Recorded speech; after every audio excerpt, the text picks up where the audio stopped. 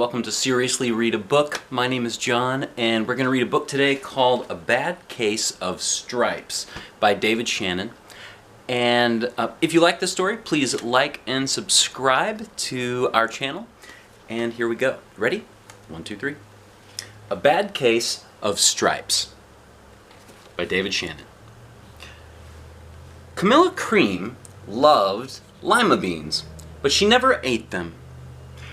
All of her friends hated lima beans, and she wanted to fit in. Camilla was always worried about what other people thought of her. Today, she was fretting even more than usual. It was the first day of school, and she couldn't decide what to wear. There were so many people to impress. She tried on 42 outfits, but none seemed quite right. She put on a pretty red dress and looked in the mirror. Then she screamed. Look at her. Notice anything funny? Her mother ran into the room and she screamed too. "Oh my heavens!" she cried. "You're completely covered with stripes!" This was certainly true. Camilla was striped from head to toe. She looked like a rainbow. Mrs. Cream felt Camilla's forehead. "Do you feel all right?" she asked. "I feel fine," Camilla answered, "but just look at me." "You get back in bed this instant," her mother ordered. "You're not going to school today." Camilla was relieved. She didn't want to miss the first day of school, but she was afraid of what the other kids would say. And she had no idea what to wear with those crazy stripes. What would you wear with those stripes? I would probably wear something white or black. Okay, here we go. That afternoon, Dr. Bumble came to examine Camilla. He doesn't really look very sure of himself, does he? No. "Most extraordinary," he exclaimed. "I've never seen anything like it. Are you having any coughing, sneezing, runny nose, aches, pains, chills, hot flashes, dizziness, drowsiness, shortness of breath, or uncontrollable twitching?" "No," Camilla told him. "I feel fine." "Well then," Dr. Bumble said, turning to Mrs. Cream, "I don't see any reason why she shouldn't go to school tomorrow. Here's some ointment that should help clear up those stripes in a few days. If it doesn't, you know where to reach me." And off he went. Do you think the ointment is going to work? Guess we'll find out. The next day, oh my, look at her now. The next day was a disaster.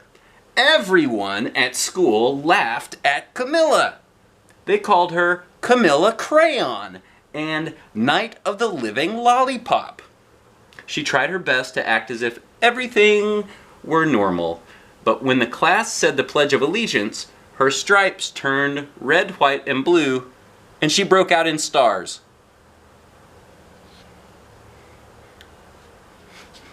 Look at that boy's face. Whew. The other kids thought this was great. One yelled out, "Let's see some purple polka dots." And sure enough, oh, look at that. What do you see there? You see that? Sure enough, Camilla turned all purple polka dotty. Someone else shouted, "Checkerboard!" And a pattern of squares covered her skin. Oh, there's that. Soon everyone was calling out different shapes and colors, and poor Camilla was changing faster than you can change channels on a TV. That night, Mr. Harms, the school principal, called. "I'm sorry, Mrs. Cream," he said. "I'm going to have to ask you to keep Camilla home from school. She's just too much of a distraction. And I've been getting calls from the other parents. They're afraid those stripes may be contagious." Camilla was so embarrassed. She couldn't believe that 2 days ago everyone liked her. Now nobody wanted to be in the same room with her. Her father tried to make her feel better. "Is there anything I can get you, sweetheart?" he asked. "No, thank you," sighed Camilla. What she really wanted was a nice plate of lima beans. But she'd been laughed at enough for one day. Whoa, this does not look like a fun time. Well, yes, I see, Dr. Bumble mumbled when Mr. Cream phoned the next day. I think I'd better bring in the specialists. We'll be right over.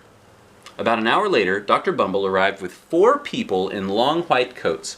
He introduced them to the Creams. This is Dr. Grop, Dr. Sponge, Dr. Cricket, and Dr. Young. Then the specialists went to work on Camilla. They squeezed and jabbed, tapped and tested. It was very uncomfortable.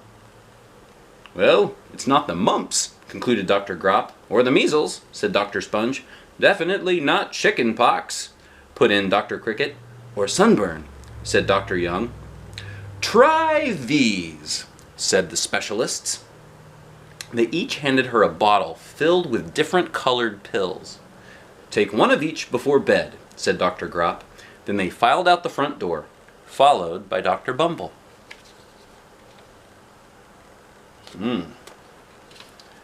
Oh no. That night, Camilla took her medicine. It was awful. When she woke up the next morning, she did feel different, but when she got dressed, her clothes didn't fit right. Have any idea why her clothes may not have fit right? She looked in the mirror, and there, staring back at her, was a giant multicolored pill with her face on it. Oh, brother. You think it's going to get better from here or get worse? We'll find out. Dr. Bumble rushed over as soon as Mrs. Cream called, but this time, instead of the specialists, he brought the experts. Dr. Gourd and Mr. Mellon were the finest scientific minds in the land. Once again, Camilla was poked and prodded, looked at and listened to. The experts wrote down lots of numbers. Then they huddled together and whispered. Dr. Gourd finally spoke. It might be a virus, he announced with authority. Suddenly, fuzzy little virus balls appeared all over Camilla. Or possibly some form of bacteria, said Mr. Mellon. Out popped squiggly little bacteria tails. You see those? Bacteria tails? Virus balls? Or it could be a fungus, added Dr. Gourd. Instantly, Camilla was covered with different colored fungus blotches. The experts looked at Camilla, then at each other. We need to go over these numbers again back at the lab, Dr. Gourd explained. We'll call you when we know something. But the experts didn't have a clue, much less a cure. By now, the TV news had found out about Camilla. Reporters from every channel were outside her house, telling the story of the bizarre case of the incredible changing kid. Soon a huge crowd camped out on the front lawn. Look at that. Can you imagine that camping out in front of where you live? All of those people? Whoa, whoa. Oh no! Look at her now. The Creams were swamped with all kinds of remedies, from psychologists, allergists, herbalists, nutritionists, psychics, an old medicine man, a guru, and even a veterinarian. Each so-called cure only added to poor Camilla's strange appearance until it was hard to even recognize her. She sprouted roots and berries and crystals and feathers and a long furry tail, but nothing worked. One day, a woman who called herself an environmental therapist claimed she could cure Camilla. Close your eyes, she said. Breathe deeply and become one with your room. I wish you hadn't said that, Camilla groaned. Slowly, she started to melt into the walls of her room. Her bed became her mouth, and her nose was a dresser, and 2 paintings were her eyes. The therapist screamed and ran from the house. What are we going to do? cried Mrs. Cream. It just keeps getting worse and worse. She began to sob. Oh, look at them. They're hugging over here, looking at their daughter who is now the room. At that moment, Mr. Cream heard a quiet little knock at the front door. He opened it, and there stood an old woman who was just as plump and sweet as a strawberry. "Excuse me," she said brightly, "but I think I can help." She looks very helpful. Oops. Oh, pages. Here we go. She went into Camilla's room and looked around. "My goodness," she said with a shake of her head. "What we have here is a bad case of stripes. One of the worst I've ever seen."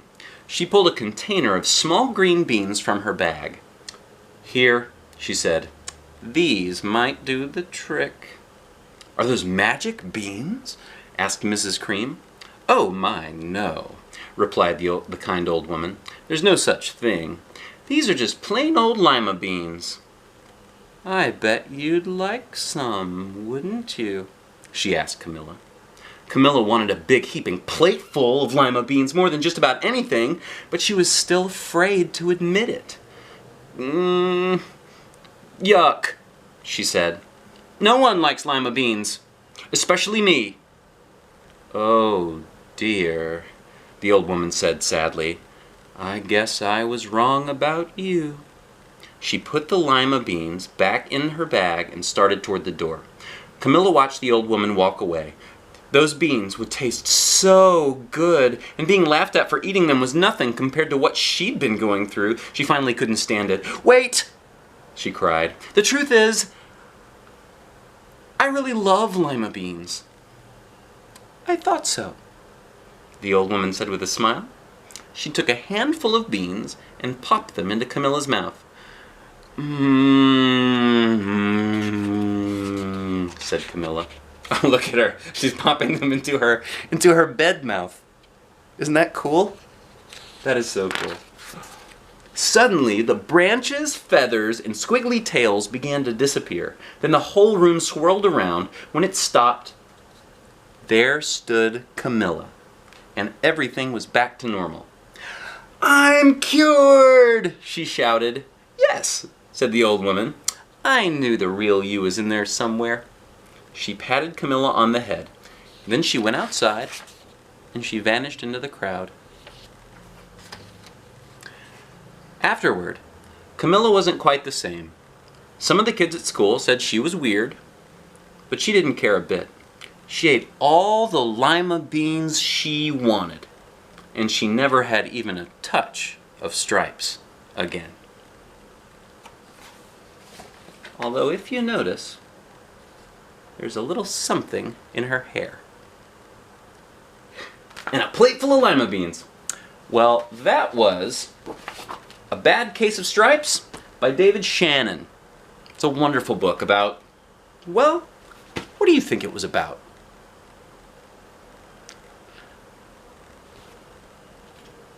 I think it might have had something to do with those beans. I hope you guys have a great rest of your day. And this has been Seriously Read a Book. Read a book. See you next time.